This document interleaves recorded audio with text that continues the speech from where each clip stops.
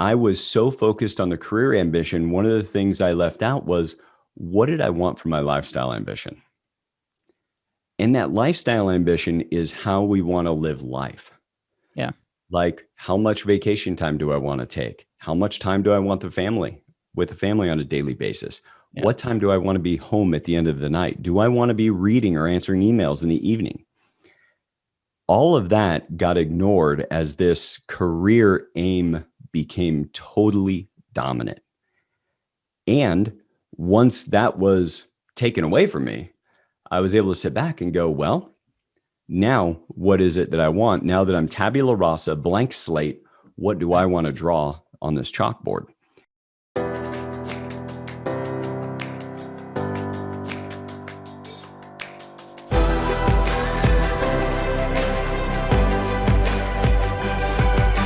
This is Better Wealth with Caleb Williams. Paul, welcome to the show, my friend. Man, I got to tell you, I feel like I've arrived. I'm now on the Better Wealth podcast. Some people try to get on Joe Rogan, not us. We have been lobbying to get on Better Wealth. I'm the Joe Rogan for like the 20 listeners that we have every day. So shout out to all those listeners. Just kidding. I'm blown away by the outreach and the listenership, and I really believe it's because we get people like you. Yeah. And I just want to give you kind of an overview of how I met Paul. And I love your name because Paul Adams is something that I can, number one, spell and say and not be worried that I'm going to mess it up. So thank you for having me. I should actually thank your parents. So thank you to Paul Adams' parents. But overall, this is how we connected. And I literally, like this morning, I was like, hey, what do we want to talk about? Because you have done some incredible things, have books, Forbes, show, YouTube channel, you're a thought leader. You're the kind of person that when I talk to, I'm like, okay, I would love to have like a coaching session with you once a month about business, about how to think about money.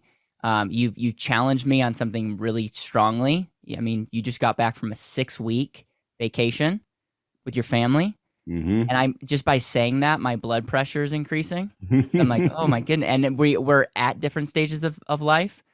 But overall, man, I'm just excited about this. I think for our listeners and for the people watching on YouTube, the purpose of this conversation is we want to talk about a couple things. Number one, I want to talk about retirement being the dirty word. I think you articulate this well, and I want people to understand what that means. And then I also want us to start with the end in mind. And you have some really incredible ways that you can walk people through and help them start asking questions on what they really want, whether you're a business owner or whether you're someone that's in the working force. Like, have you ever asked yourself what you wanted? And then finally, we can look at some business owners, and I know you have you have some fun things to talk about, like you can't retire on your balance sheet, and that is something that I know this is going to be packed filled of content. So if you're a business owner, if you know other people that run businesses, this is a must listen to, and this is also a must listen to for people that are saving intentionally or investing intentionally. You're going to learn some incredible questions to ask yourself and some insight. So, Paul, the bar's set high, man. Bar's set high. Welcome to the show. Well, the nice thing about a high set bar is I can always crawl underneath it. That's right. So let's talk about, let's first of all talk about a little bit about your backstory, because people just know you as the guy that I respect that goes on vacation. So talk a little bit about your story and what has made you be the person you are, and then let's translate into those 3 topics. Well, I think the thing that probably most for me actually came before getting into the industry at all. It was being raised by my dad was a stay-at-home dad. And so where many people, get that daily sort of maternal input on a daily basis, I was raised by my dad and a bunch of his construction worker friends. And it was great.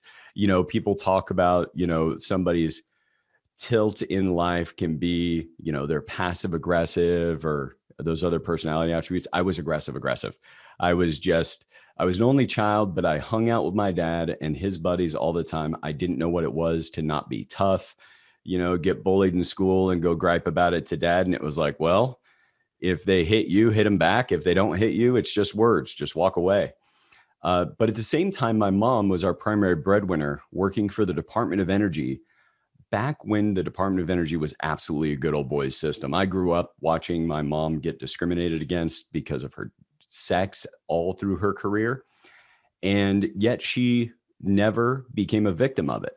Mm. What we would do, she would end up managing some men who managed her years prior. And then somebody above her in the chain would stop her career growth, and we would have to move to another part of the country. And we did that every 5 to 7 years. Mm.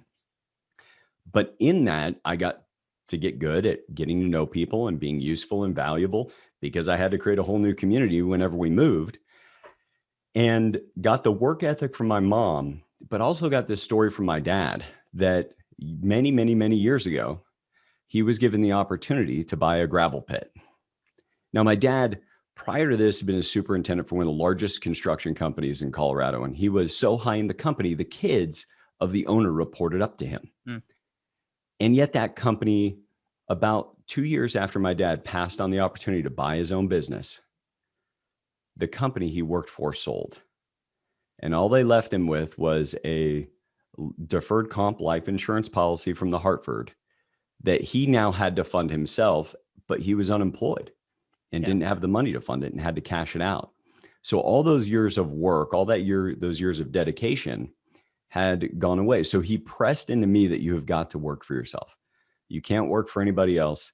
You have to work for yourself. And he ran little businesses that, kind of broke even, that I would ride around with him all summer in between school in. But what stayed with me was my mom's work ethic of never being a victim of the circumstances that you're in and continue to progress. And she retired as one of the highest powered women in the US government if you took out all the appointed or elected officials. Now, my mom would never say that.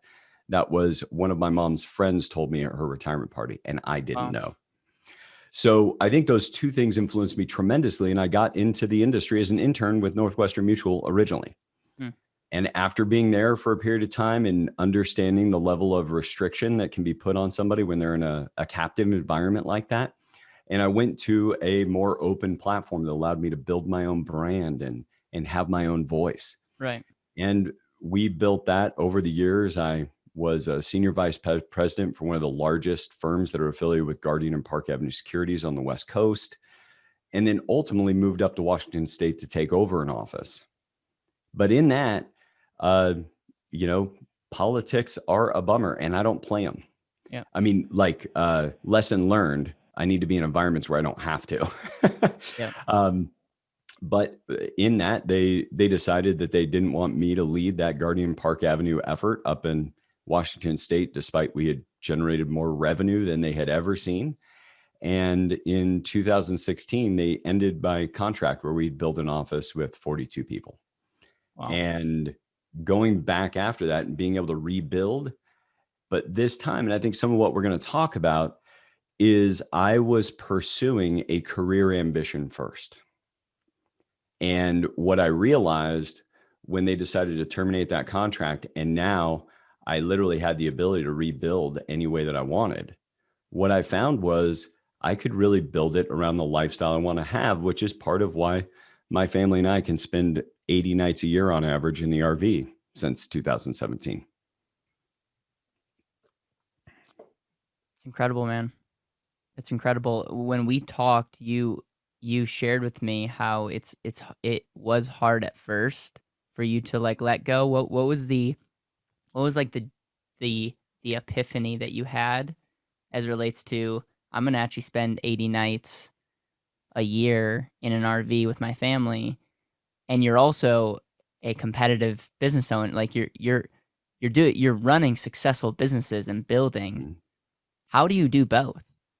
Well, I'll say, so I'll talk about what we've taught our clients for years. I'll talk about how I still slipped into a trap and then how I backed out of it. So too often what we do, and this is the trap that I fell into, we fall into this trap of pursuing a career ambition first. Now, when I say career ambition, often people think of you're a business owner, you turn it off right about now because I don't have a career, I have a business. You still have a career.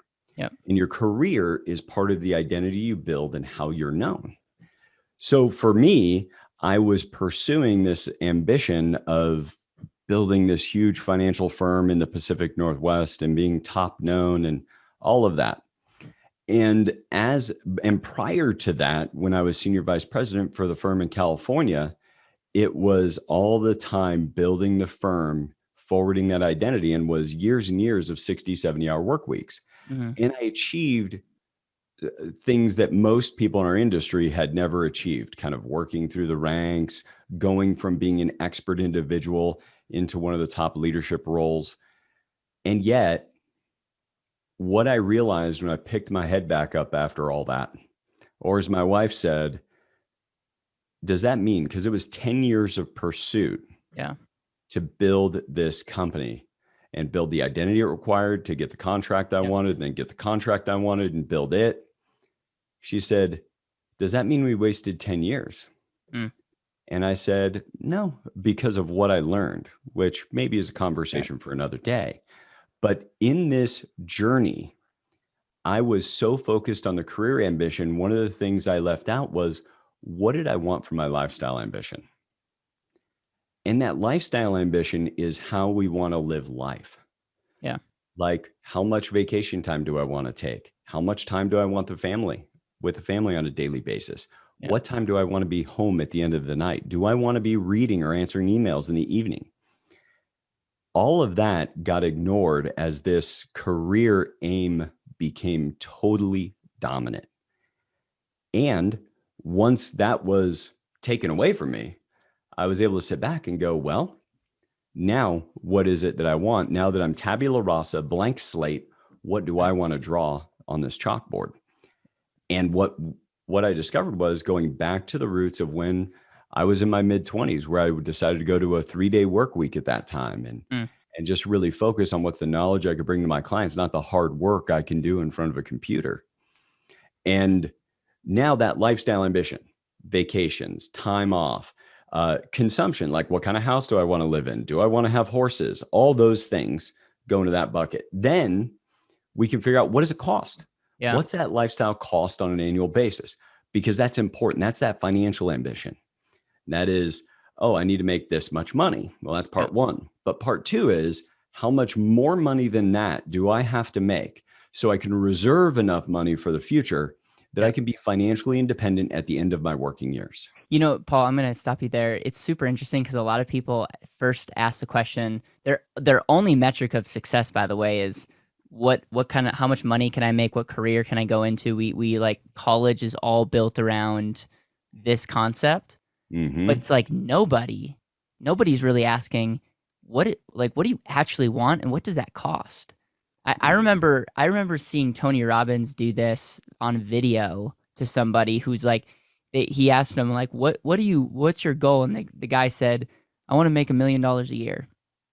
And then I just literally saw Tony Robbins like just totally dismantle this guy, because he's just like, that was the like not very thoughtful answer, because he actually asked what this person wanted, and it would cost about $300,000 a year.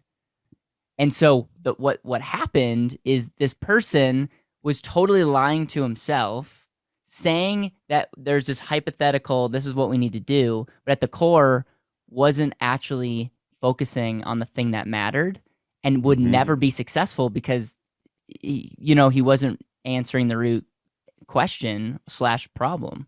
So it's interesting. How do people do this? Like, how do you walk people through this? Because I think regardless of who you're listening to, like I need to go through this, because I find myself on a treadmill of like, why am I doing this?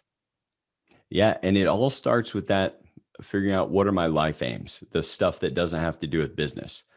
And I find the best way for people to do this is literally narrative form. Like, just write out what you want your life to look like in a year. And then what do you want your life to look like? Just think half a page written in, Word or Pages.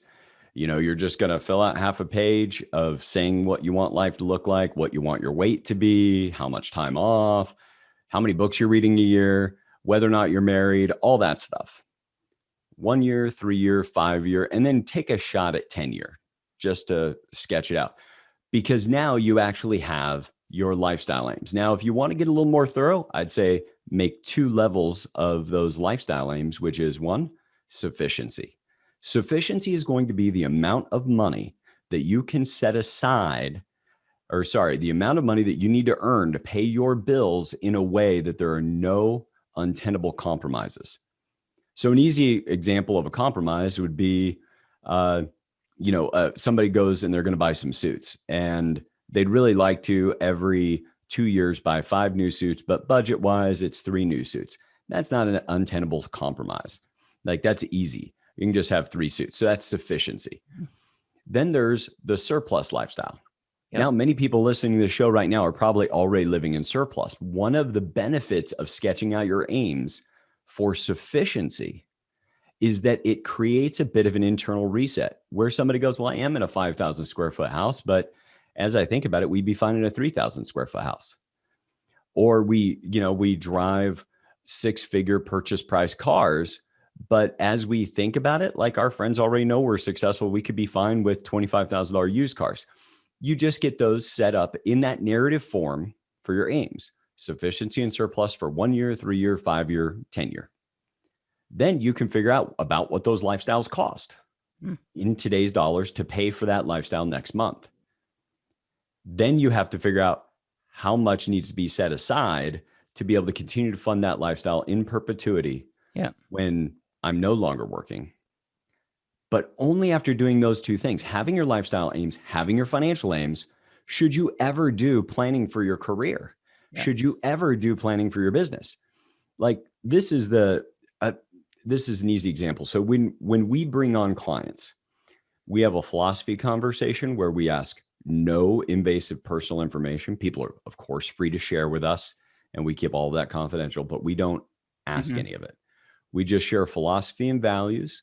And then if they want, they can apply to become a client. But there's a unique question on that application, which is, do you know how much capital at work will be required for you to be able to be financially independent? That answer is no in 95% of the instances. Now, here's the thing. When we all start working, we're in our early 20s, we got our first office job, or we started a business. Nearly everybody starts with the intent of, one day I'll have enough money that I no longer have to work. That's right. Yep. Okay. And yet, literally, almost nobody has any idea even how to calculate the amount of money needed from the most rudimentary perspective. Like, multiply the income by 25 or divide it by 0.04, something that simple. They haven't been taught because our industry's been teaching them how to buy products, not how to understand money. That's right. And so literally people are aimless walking around out there. They don't have an aim for where they're going, which is one of the biggest reasons why they miss. And no wonder they get swept up and live a lifestyle that just kind of creeps its way up to their income, because they didn't have an aim for the lifestyle that would satisfy them to start with. They didn't know how much it would take financially to fund it now and in the future. And then last but not least, they did their career plan based upon what everybody else said. It's like being swept up in a current. That's why we refer to it as the current that's running past us. Is it puts us in a position where we're not thinking for ourselves to satisfy our aims. We're being utilized by others to meet their aims. So whether that's our employer, financial product salespeople, or just the marketplace as a business owner, because our customers don't care if we grind ourselves into the dirt, 70-hour work weeks. Like, it's not even on their radar. They just want the service that they're asking for. Yeah. So at BetterWealth, ROR for us stands for return on result instead of rate of return. Because again, it's like, shouldn't you get really clear on what you want and then do that with your life? And so it sounds, again, we're so aligned. Here's my question. Number one, are there people that like cannot come up with their list? Like, what do they actually want? Like, is that hard for some people? Or do they just need to be given a space, and is it usually very intuitive for them? I think it's super hard for people. And we don't sit and go through this with them. Like, we'll give them the framework like I just did for you. And I would bet you that maybe 1 in 10 clients really take it and run with Yeah. it. But as somebody who's trying to be a coach, who's trying to offer leadership to our clients and things financial and help them meet their aims, as a coach, you can only hit people with something so hard Yeah. before, instead of the thing you're telling them to do sounding like the solution, it's you telling them what to do that looks like the problem. And the quickest way for them to solve that problem is to no longer talk to you or Hmm. to me. And so we give them frameworks, and then clients over time get into it. So one client I've talked to for years, makes well north of $1 million, had to reschedule a meeting with me this week. And he said, I realize I really want my wife in it. She hasn't been in most of the meetings the last couple of years because we've got some time. We're driving in the car this next week and really talking about which of the businesses I need to sell and what do I need to do to bring it back to balance on the Yeah. family front, because people don't treat that simple exercise of sufficiency and surplus Yep. lifestyle aims, financial aims, both today and funding for old age, and then getting into your career aims. That doesn't look like a solution until somebody's faced with the breakdown. Yeah, I love that. Thank you so much for sharing that with our audience. I would highly encourage you, if you're watching this, if you're listening to this, like, to pause and take some notes and do this either by yourself or with your spouse or with your family, because it will be one of the most freeing things. And I'm going to do this as well. I've done versions of this, but I've not. I'm a married man now, by the way, and I Congratulations. need to do this with April and really be intentional about that. And it's very freeing. Well, last question on this subject, and then I want to talk about retirement being a dirty word. Um, if you're young, and I've have the pleasure of helping and encouraging some young superstars, and then some young kids that have a lot of potential, but don't really know what they want. And I'm telling you, like, literally, don't even know where to begin. They don't know they should go to college, community college. Like, what do you do, and how do you help someone who's 17, 18, 19 years old, maybe 20, 22? They're good, like, they want to work hard, they want to have a family someday, but they feel lost and they feel discouraged because of that. How would you mentor, encourage? What questions do you ask? Because they don't have the perspective that you have, or maybe even I have at the age of 25. And so that can be frustrating because everyone's saying, what do you want to do? And they're like, I don't know what I want to do. Yeah, I think so my answer is going to be a couple of fold, but one is, I think, to your point, the first thing to do when you're young is just work hard at something. Now, that's not because we want to spend our life working hard, but it's because of what you learn when you're working hard, like how much you won't want to do it later in life, how much you won't want to put in a 60-hour work week. Like, I was laying tile while still in high school, and my record was like a 65-hour work week without missing any days of school. It was like right after school till 10 o'clock at night every night, plus like huge days on the weekend Wow. to try to earn enough money. And what I learned was, watching other men on their knees laying tile in their 50s, is it's hard blasted work. Yeah. And I didn't want to do that forever. But I knew that what I was learning there was going to be a gateway to something else. So number one, go somewhere, work hard. Second, get really philosophically grounded. Now, I recommend people do that with church. Yep. Like, go, this will be I think the 15th year I've read the Bible cover to cover. It's incredible, man. And it's my only regret in that is I didn't start earlier, because it gives me a philosophical grounding in the politics of the world and the arguments people have, in holding myself accountable for the things that I've done really poorly by being a massively driven business owner and driven right over people. That without that philosophical grounding, without that spiritual grounding, I don't think I would have seen the ills of my actions. Yep. It would have been wildly justified. And we all know really successful people who justify how they treat others. Right. And by being grounded in the Bible, it's pretty hard to justify that. And it puts me in a position to have to own my crap. And last but not least would be, go back to the life you want to live. Yeah. before selecting the career path, before choosing college. Now, those things will change, but have your aim Yep. be anchored in the life you actually want to live, Yep. not in the status you want to have in society. Yep. I love it, Right? man. I really appreciate you just articulating this. I think this is going to be something we use for internal, a lot of our clients. I think there's some segments that we're going to chop up, because you just articulate and I think speak to something really well. I think it balances out the Simon Sinek's of the world, start with why, and that's good. It's amazing. But a lot of times it's like we get so focused on like, what should my mission to the world be? It's like we're a starved baker. It's like let's bake a bunch of bread for everyone else, but you're like not eating yourself. And so there's this balance, and I think I love where you're going about being grounded, because at the end of the day, if you don't have a greater source of truth, you could be very unhappy and have a lot of money and not work, and that's not necessarily the answer either. So thank you. Let's talk about retirement and it being the dirty word, because I think this will also give perspective to a lot of people. I remember the day that I was working at the bank. A couple came in. They wanted to retire. This guy was gonna retire next year. They had nothing in the grand scheme of things, Mm-hmm. and I had to be that the 21-year-old Caleb had to tell this person that wanted to retire that it was a fraction of what they thought. And I remember thinking, because this person was miserable. I mean, didn't like his job, like literally was just in it to punch the hours. And I was thinking about how like that put just a disgust that I had for the carrot called retirement. Mm-hmm. And so talk about that. And again, at 21, I couldn't very articulate it. I was just like, why are we doing this in America? Like, why is this a thing?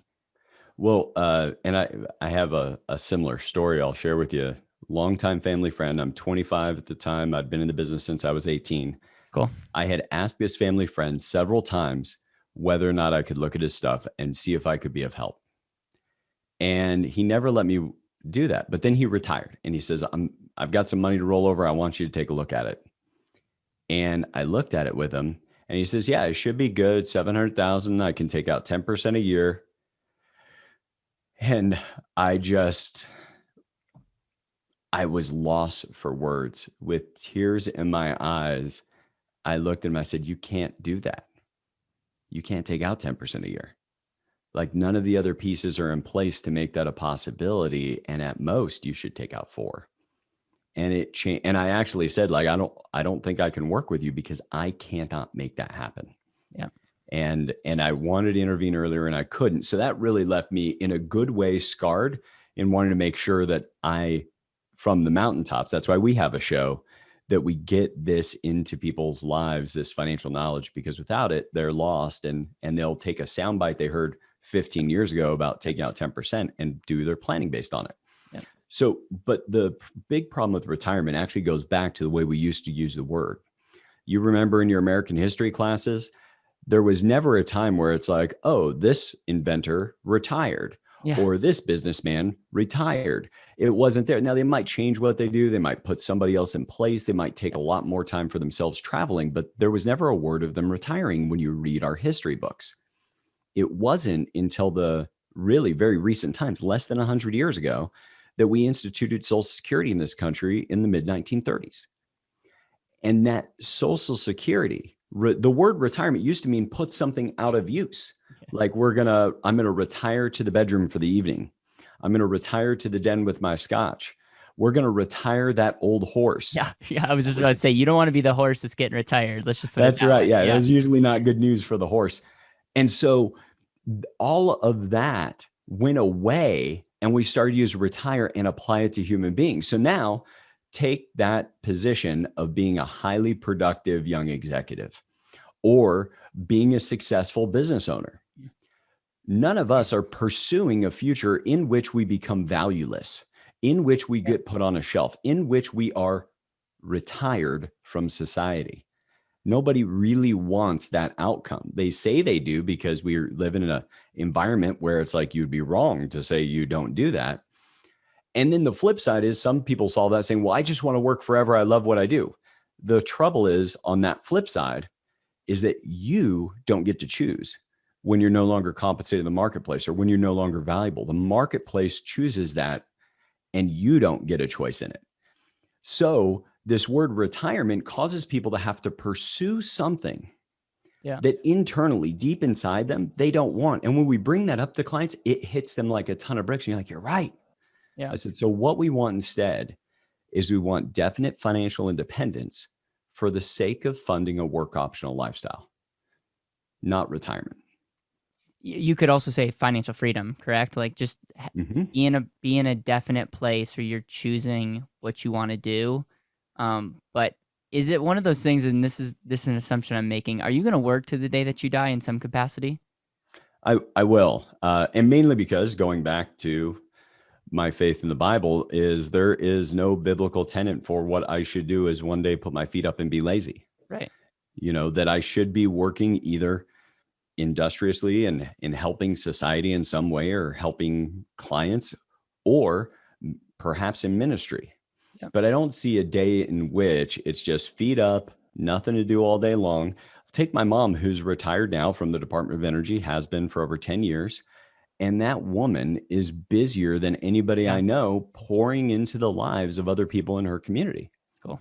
And that's what I see as a future for us, is that getting to financial independence just means I have a work optional lifestyle, not that I don't have an obligation to do something good in the world while I'm here. And props to you, and this is where I look up to you big time, is you're not waiting till you're 65 to then take 8 weeks. Like you're incorporating that into your family today. And that's something that is something maybe for part 2. I really want to know the blueprint of how you decided 8 weeks. Why not 9 weeks? Why not 6 weeks?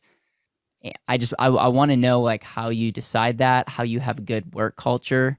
And then what do you actually do? Do you check email? Do you totally check out? Like that is something that for part 2, we can maybe have another interview, because I just am very, very curious personally for that. Yeah. I'll just take the BetterWealth Nation along for the ride. Yeah, I love it. So I'm with you. Retirement is a word that we use to pretty much put to end, and to really, it was not something that was like something that you would look forward to. And yet Social Security came around, we started shifting our mindset, and then we start living longer. And now you could look from an economy standpoint. We got issues just from a macroeconomics standpoint, but then also on a micro level, people's minds are a powerful thing, and there's a switch when you stop being useful and adding value, and you just consume. Yeah. And I've seen it at a micro level, but as my eyes have been open to that, it's been eye opening. So, anything else that you want to talk about on that front? Well, just one dig on the financial services industry while we're at it is that you think about how Social Security changes people's behavior and changed lexicon. But by like the mid 1970s or even early 1970s, people were living a lot longer. Yeah. Social Security was getting worn on by inflation. It wasn't as useful. So it wasn't going to continue the habits of Americans wanting to retire. So who took over waving the banner of retirement? The financial services industry. Yeah. And that really became the dawn of them designing one product after another product after another product in their pursuit to democratize the participation in financial markets. But they went away from teaching people any fundamental mechanics of how to do it. Instead, it's just, you've got a little bit of surplus. Here's a product you could put it in. Yeah, and that might be another episode that we could talk about, like why the financial industry does what they do and what the ultimate goal is. And it's so frustrating. You and I are very aligned on this. It's so frustrating to see the hurt that comes from good people trusting a system that really doesn't have their best interest in mind and is not serving them well. And I just think a lot of times we just defer responsibility and say, if I put my money in this widget, my life will be okay. It's like, oh, I want to go down a value rant. But it's just, I echo what you're saying. And many of the advisors that are out there are stuck in the same system. Some in our industry who think like you and I, berate those advisors, say something's wrong with them. But we had a client that's leaving what I refer to as a big box financial retailer to join us as a client. And they got a little upset when they understood the fees on the mutual funds they were paying and all that. Once, we were able to use our academic tools to expose a lot of it. And I said, it's not their fault. He is a good man, but he has had nothing but financial institutions teaching him. I said, that particular company, every one of their quarterly educational events are all sponsored by mutual fund and annuity companies. Yeah. And that's the only people speaking in his world. That's all that was speaking in my world when I was 18. It wasn't until I was like 21 that I started really paying other people to teach me about money, the people that wouldn't go teach for financial institutions. Right. And I was spending upwards of $40,000 a year for a decade to learn what I've learned. Yep. And everybody else just kind of jumps on the train with the financial institution they're a part of and takes that learning and passes it right on to their clients with no understanding of the harm that they are unaware that they could be doing. Right. Let's shift over to if you're a business owner, this is really going to be relevant for you, about you can't retire off your business balance sheet. And I know that you deal a lot with this. And so why don't you explain that and walk this through? And I don't know if there's any call to actions for people that are not business owners, but you bet there is. Okay, cool. Yeah. I think this is one thing that every executive, everybody climbing the corporate ladder actually has a huge advantage on business owners. You see, they know that they can't retire on Amazon's balance sheet. They know that they can't retire on Microsoft's balance sheet. They know they've got to build that wealth personally. But the business owner has a very unique, warped view, and they don't know it.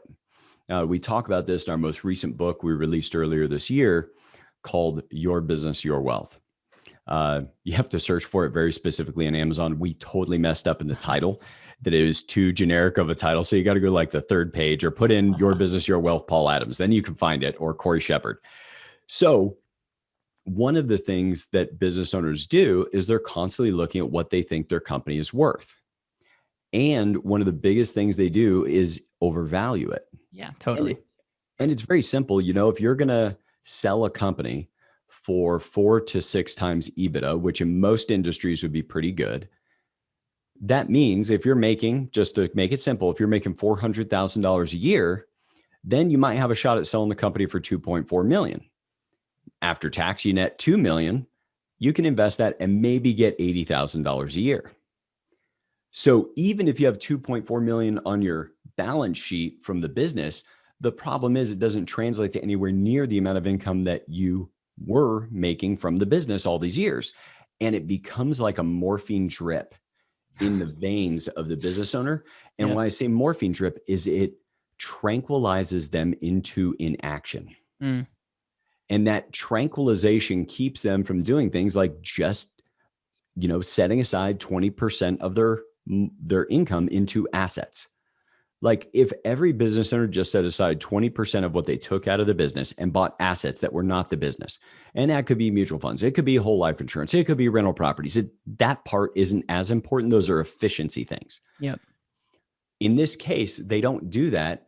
And what's the biggest reason most businesses don't sell is that the owner found out what they can actually get in the marketplace and realizes that they can't sell it. Talk to any business broker or M&A person. It is the most often reason why deals fall apart last minute.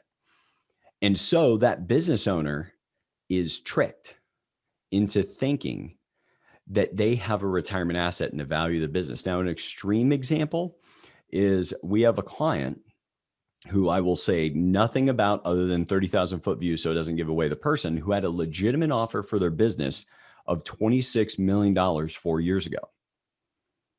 With COVID and with everything that's gone on, that business is now not worth anything. Couldn't find a buyer and is being wound down.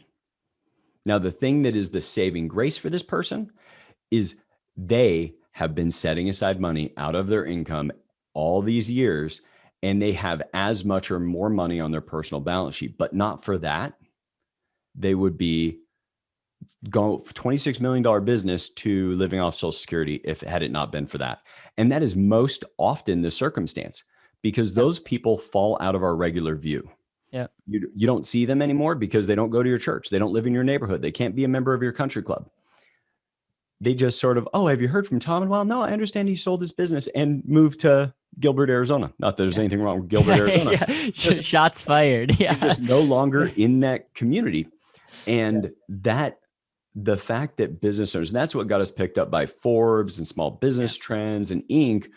back in 2016 was this idea that it's not either or. I think that's the problem the financial services industry has and the business owner community has with the financial services industry. Somebody comes in, pitches a mutual fund and says, you should put it here instead of back in your business.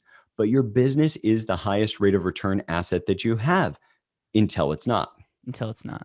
And so when it's not, and we've all known the person had a very successful business, got it down to working 2-3 days a week. Like I only see clients 2 days a week. And yet something occurs. They lose a key employee. There's a regulation change. Something changes in the marketplace. And we've all known that person who had 2 or 3 years of the life of Riley and had to dive back in full force to try to rebuild or save the business because something went wrong. Yeah. That financial independence needs to be transferred to your personal balance sheet. The sale is just the final portion of it. Yeah. But over the years, we need to make sure we build our personal balance sheet, not for any either or reason of it's better to put it on my personal balance sheet or the business, only because we have to have the money on our personal balance sheet. That is non-optional. Yeah. So now it's just how much do we want to direct to our personal balance sheet as a part of our journey of growing. And for those of you who are those employees and executives, there is one way we see them fall into the same trap. Imagine what we would say to somebody who was working for a major company and they have $4.5 million of that company's stock and maybe 300,000 of other assets. Yeah. Yeah. Nearly everyone would say you need to at least get some of that money away from the company that you work for, because that's where your income is coming from. Yep. And it's where your largest asset is.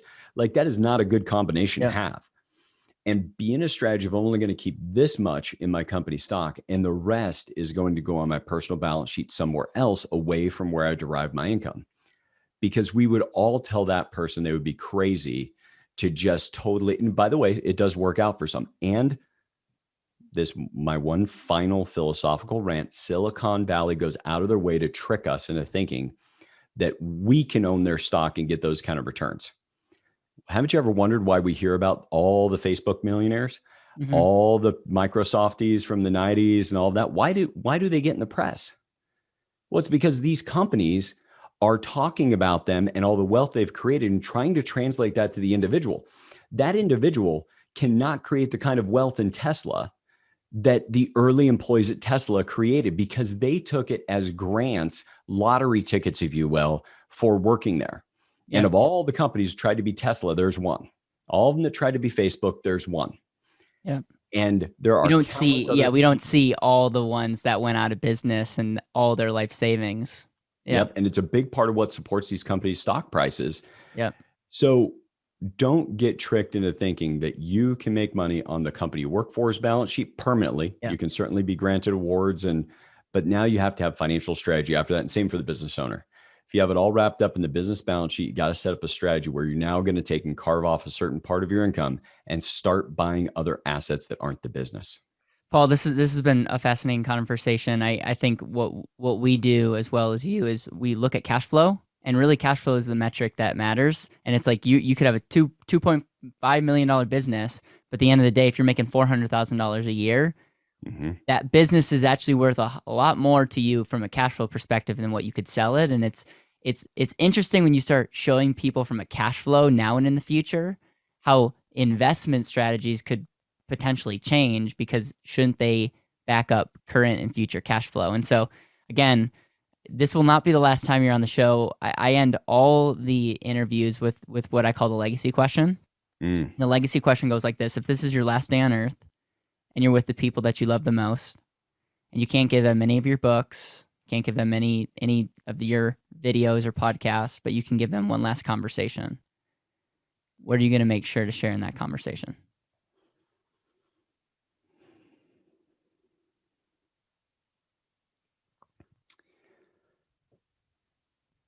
this, even having listened to your podcast, this one catches me off guard, having it asked of me.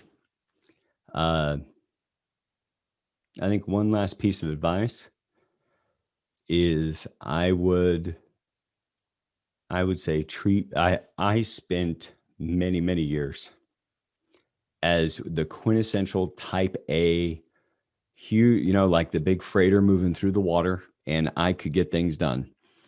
But I created an emotional wake behind me for at least 2 decades of my career.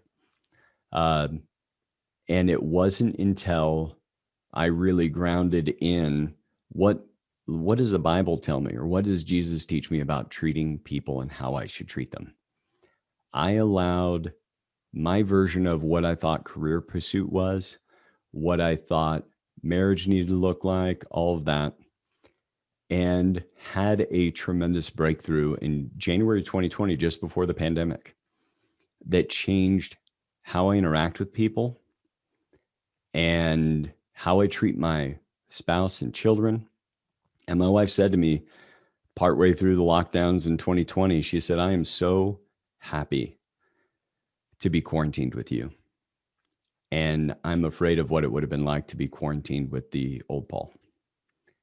And so if I could offer my children and my family one thing, would be to move through life and treat others the way that we'd be taught by our faith to treat others, instead of the way the world teaches us to treat others.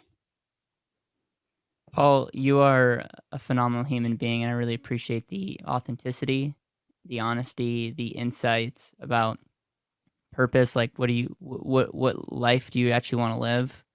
And the actual practical questions, the talking and exposing retirement for what it is, and then talking about the importance of cash flow, the importance of not just putting all your eggs in one basket, and then also just coming full circle and talk about the personal growth that you've gone through, and sharing your faith along the way.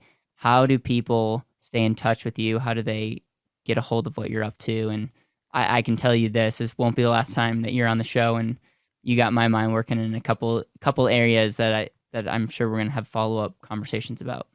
Yeah, you bet. Well, one thing that we've discovered over time is we end up with a decent amount of financial advisors that listen to our show to get techniques, strategies, and narratives that they can utilize for their clients, which we welcome. So people can go to yourbusinessyourwealth.com. That's our main web address, or SFG, like Sound Financial Group, way.com, WAY.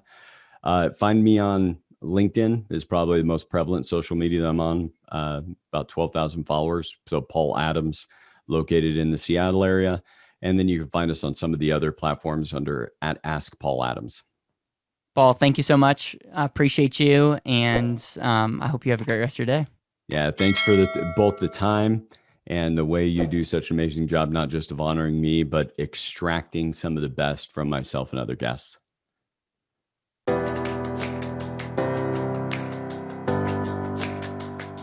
Thank you so much for listening to the BetterWealth podcast. It would mean the world to me if you could hit subscribe, leave a review, and share this with the people that you know and love.